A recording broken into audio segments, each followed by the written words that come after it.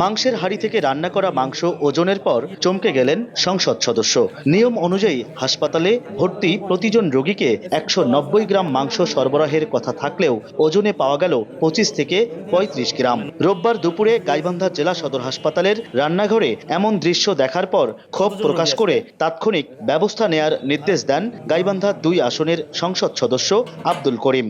কেন এমনটি হচ্ছে, কেন এই অনিয়মটা হচ্ছে? এটা চুরি বলা চলে, এটা অনিয়ম বলা চলে।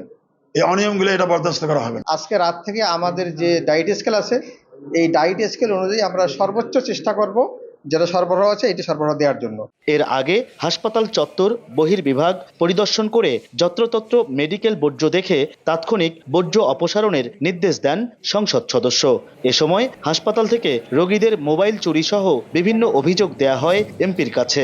সাদত সাহেব, সাইফুল সাহেব, নজরুল সাহেব, বর্তমানে উনি তখন করতো 2টা কাজ, এই বিএনপির সময়ে এসে সে করতেছে 9টা কাজ। ম্যাক্সিমাম নিয়োগটা তাদের আওয়ামী লীগের দোসরদের মাধ্যমে হয়েছে এবং টাকার বিনিময়ে করা হয়েছে। সম্প্রতি 9 তলা ভবন নির্মাণ করা হলেও জনবল ও চিকিৎসা সরঞ্জামের অভাবে সচল করা যাচ্ছে না।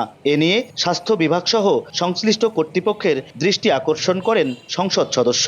ময়লা আবর্জনা এটা নিষ্কাশনের ব্যবস্থা করতে পারি এবং নতুন ভবন এটা নিতে পারি, এজন্য আমাদের চেষ্টা আছে।